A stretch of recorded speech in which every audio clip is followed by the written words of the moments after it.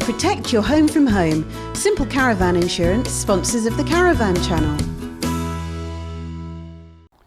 What's in a name, eh? Would a caravan by any other name still smell as sweet? Come on, bring your nose over here. This caravan is called Eccles.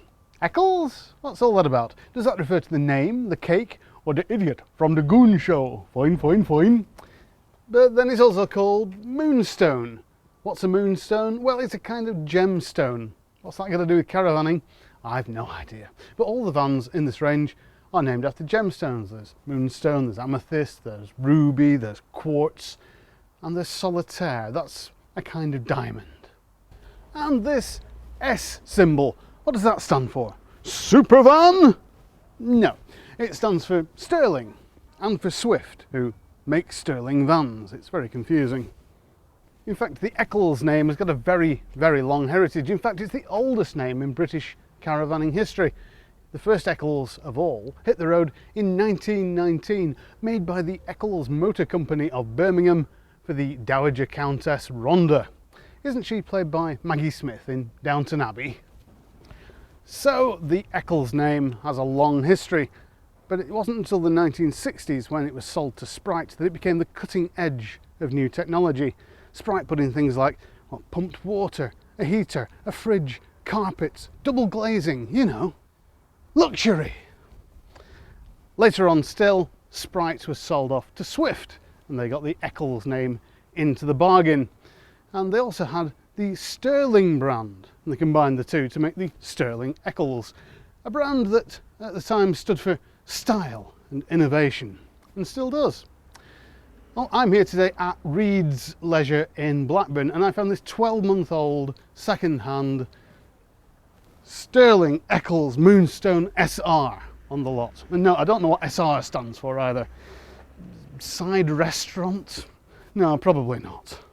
From the front of the van, the most obvious feature is that skyline window, set high in the roof, something that's the key design feature of recent Swift Conquerors too.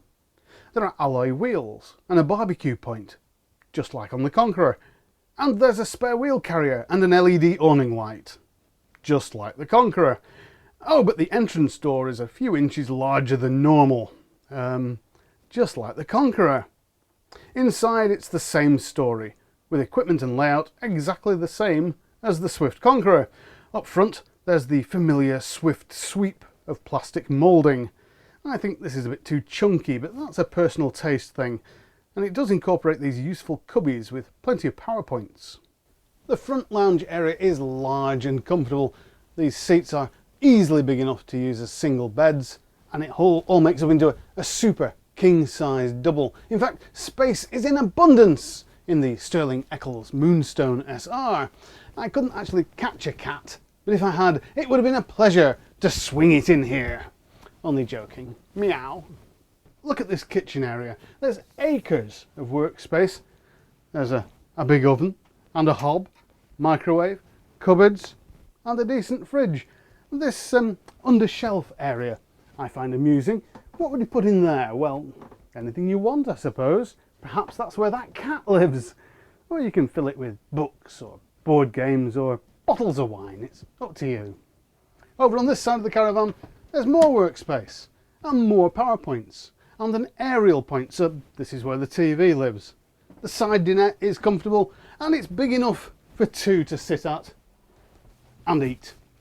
And it converts into a couple of bunk beds too. Pull the curtain around here and you get a very cosy little cabin. Over here by the back door, over this cupboard, which looks like the kind of thing you'd normally keep a gas meter in, there's what might be the narrowest mirror in caravanning. But don't worry, reflection fans, if you want mirrors, just the other side of this washroom door is an absolute monster. I'm going to show it to you now, and I'm going to show you Jamie, the cameraman. Say hello, Jamie. Wave to the viewers. He's a lovely lad, you know. To go with the massive mirror, there's a massive wash basin, although oddly it's not quite big enough, and you're left with these odd gaps down the side. And yes, this funny little shelf underneath is meant to be there. The shower is a very generous size, there's a good light in it, and there's just generally lots of room to get washed, get changed, and get ready for the day or the night ahead. Well, there is one big difference. The Sterling comes with this blown air heating system, whereas the Swift comes with the latest Aldi hot water radiator system. And that means that the Swift also gets a hot towel rail in the washroom. Well, of course, the heating system isn't the only difference, because, well, the furnishings are different, and so are the fabrics. The Sterling has got rather brown, maybe a little bit more old-fashioned designs than the Swift, which is quite funky and contemporary. So, well, you pays your money and you takes your choice. Ah yes, the money. Well, this is a used van, just over a year old, and it'll save you a few grand off the price of a brand new Sterling. But even a brand new Sterling is over £1,000 less than a comparable Swift Conqueror. And if you're not bothered about the heated towel rail and you prefer the style in here, it's well worth having a look at. So, what's in a name? Well, in this case, almost a century of history and heritage. But with so many different names, it can get a little bit confusing, and history and heritage hasn't stopped Swift from dropping other once great names from their caravanning portfolio, names like Ace and Abbey and Bessaker. Well, will Eccles make its centenary in 2019? And if they do, will anybody be able to tell them apart from other vans in the Swift range? Watch this space.